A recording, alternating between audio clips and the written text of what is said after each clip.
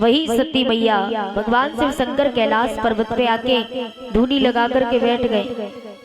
और वही सती मैया अगले जन्म में कुछ दिन पीछे शैल ग्रह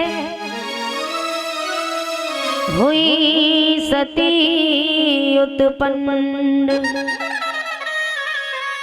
गिर ग्रह तब से गया बुध ग्रह संपन्न। धीरज भाई अगर मेरी आवाज सुन रहे हो तो झांकी लाने की कृपा करें, झांकी ले आए। माता सती का जन्म हुआ अगले जन्म में हिमाचल नगरी में, महाराज हिमाचल के यहाँ मैया मैनावती के गर्भ से जन्म लेती हैं।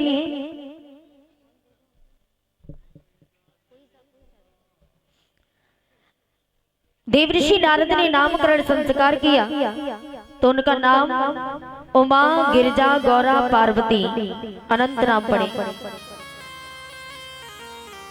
तो जिस समय नारद जी ने कहा कि महाराज तुम्हारी पुत्री का विवाह भूतनाथ भोले बाबा के साथ में होगा, तो मैया मैनावती रोने लगी कि मैं अपनी पुत्री का विवाह उसके साथ में नहीं करूंगी। देवऋषि नारद ने कहा यही विधि की विधना है। अब नारद जी तो चले गए, मैया पार्वती कुछ दिनों बाद बड़ी हुई तो वन में तपस्या करने के लिए जाती हैं। तपस्या करने के लिए जब गई तो वहां समय काफी बीत गया, सप्तऋषि परीक्षा लेने के लिए गए तो माता पार्वती से पूछने लगे, पूछा गिरजे तप ज्वाला में क्यों कोमल अंग जलाती हो, किस फल को इतनी व्याकुल हो, किस कारण किसे मनाती हो।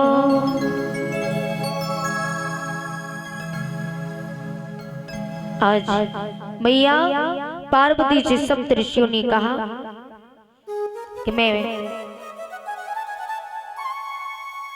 आप बाल अवस्था में, यौवन अवस्था में किसकी पूजा कर रही हो। माता पार्वती ने कहा मैं भगवान शिव शंकर की, और मैंने उन्हें ही अपना पति मान लिया है। तो सप्तऋषि कहने लगे उसके साथ विवाह करोगी?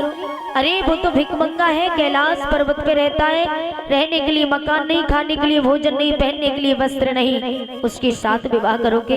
तो मैया पार्वती कहने लगी बस बाबा, यदि एक और शब्द मेरे पति के लिए बोला तो मैं तुम्हें जला करके भस्म कर दूंगी। सप्तऋषि समझ गए कि ये वही सती है। सप्तऋषि चले गए। इधर शादी से पहले जमा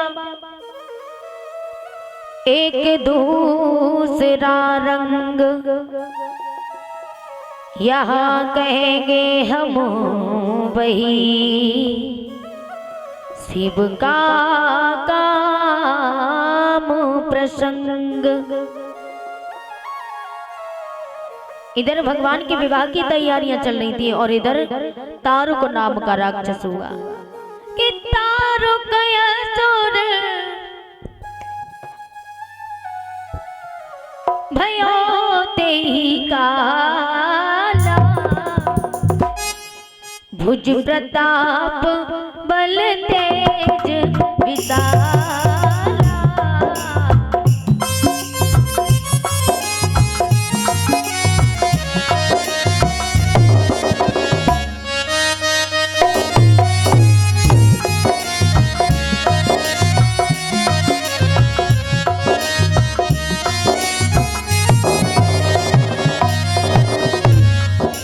तारुक नाम का राक्षस हुआ। तारुक असुर भयो तेहि काला, भुज प्रताप बल तेज विशाला।